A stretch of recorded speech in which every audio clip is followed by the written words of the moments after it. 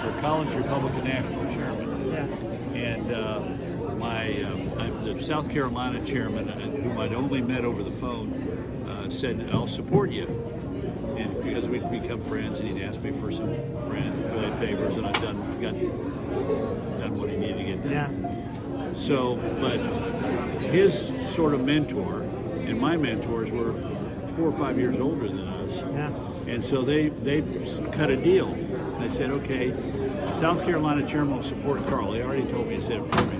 But he's got to be his Southern campaign chairman, and if he ever campaigns in the South, he needs to take the South Carolina chairman with him. Right. So I took the overnight train from Washington, D.C., because it was cheaper than an airplane, to Columbia, South Carolina, and we were met by the South Carolina chairman's mentor, a guy named John Carbo. John Carbo shortly thereafter became Jesse Helms' chief of staff and national security advisor. But he met me at the train station in like a 1956 Chevy with the giant fins, Oh my goodness. and with the South Carolina chairman, Harvey Lee Atwater.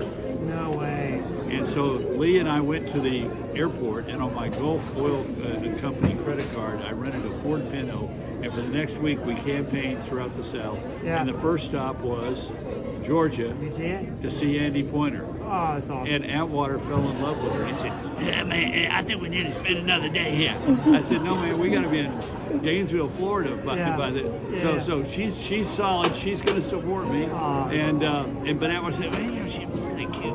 I think we need to spend another day." I said, "It's going to screw up the whole week. Yeah. We got to be here this day, Alabama the next, Mississippi, Right. Arkansas." So anyway, but he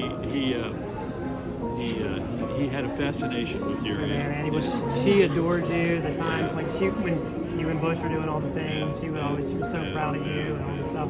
He was my guy. Like W was the guy I defended in college. Yeah. Like when I would Good for talk you. to professors at Georgia. I followed my aunt's footsteps. I was at Georgia as well. So Oh, wonderful. this man Suddenly one other guy wants to go to Georgia.